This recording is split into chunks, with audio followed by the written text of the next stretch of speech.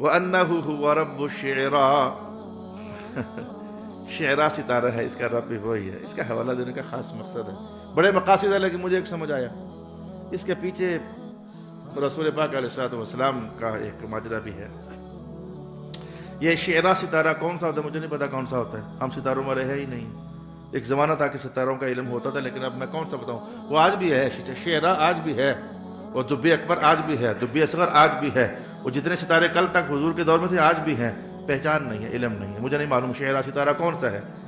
تو جو قبیلہ اس ستارے کی پرستش کرتا تھا، تو اس قبیلے کے سردار کا نام تھا ابو کبشہ۔ ابو کبشہ تو بتوں کو چھوڑ کر ستارے کی۔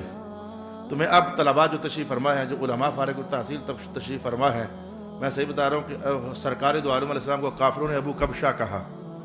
بہت زمانے تک مجھے پتہ نہیں چل رہا تھا کیوں ابو کبشہ کہا۔ تو حج میں جب یہ تفسیر مطالعہ کر رہا تھا تو مجھے پر راز کھل گیا، اور بہت اچھا راز کھل گیا۔ جب اب ادھر رسول پاک علیہ السلام نے اپنے خطوط بھجوائے تھے، تو مختلف بادشاہوں کے پاس، ہرقل کے پاس ہی بھجوایا تھا رسول پاک علیہ السلام نے، نجاشی کے پاس ہی بھجوایا تھا۔ تو اس دور کے جو ابو سفیان تھے، انہوں نے حضور کے خلاف کھل کر تقریر بھی کی تھی۔ نجاشی نے پوچھا کیسے ہیں وہ، انہوں نے کھل کر ان کے خلاف تقریر بھی کی۔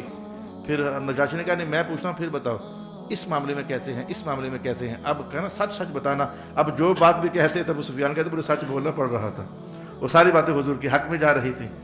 تو اس موقع پر کہا تھا کہ ابو کبشہ کا جادو یہاں بھی چل گیا۔ انہوں نے کہا رسول اللہ علیہ السلام کو ابو کبشہ کا جادو یہاں بھی چل گیا۔ میں نے جب یہ حدیث پہلی بار پڑھی مجھے سمجھ نہ آ سکے کہ ابو کبشہ کیوں کہا ہے انہوں نے رسول پاک علیہ السلام کو۔ مجھے آج اس کا کھل کر مانا اللہ نے عطا فرما دیا، میں کتنا خوش ہوں۔ یہ شعراء کا حوالہ میں اس لیے دینا چاہتا ہوں کہ شعراء ستارے کی پرستش کرنے والے جو لوگ تھے، اس کا جو سب سے کنبے کا سربراہ تھا اس کا نام ابو کبشہ تھا۔ اس نے پہلی بار یہ ماحول بنایا تھا کہ یہ خدا نہیں ہے وہ ایک ہے، شعراء یہ سارے خدا نہیں ہے وہ ایک ہے، یعنی شعراء پہلی بار ماحول اس نے بنایا تھا، حالانکہ یہ بھی غلط تھا۔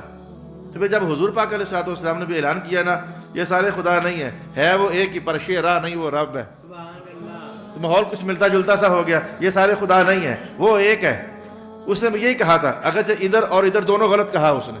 اچھا حضور نے بھی یہی کہا کہ یہ سارے خدا نہیں ہے وہ ایک ہے، وہ حضور کا ایک تو اللہ تعالیٰ تھا، تو ان کے منہ سے نکلا یہ بھی ابو کبشہ ہی ہے، کہتا ہے یہ سارے خدا نہیں ہے، یہ بھی ابو کبشہ ہے، یہ سارے خدا کہتے ہیں یہ سارے خدا نہیں ہے، خدا ایک ہے اور وہ ہے، وہ تو کسی اور کو وہ کہتے تھے۔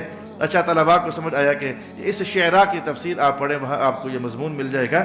تو کبھی حضور کی سیرت پڑھتے ہوئے یہ لفظ مطالعے سے گزر جائیں کہ کافروں نے حضور کو ابو کبشہ کہا تھا، ابو کبشہ کہنے کے پیچھے وجہ کیا تھی، وہ شعراء کی تفسیر جو ہے وہ وجہ آپ پر کھولنے والی ہے۔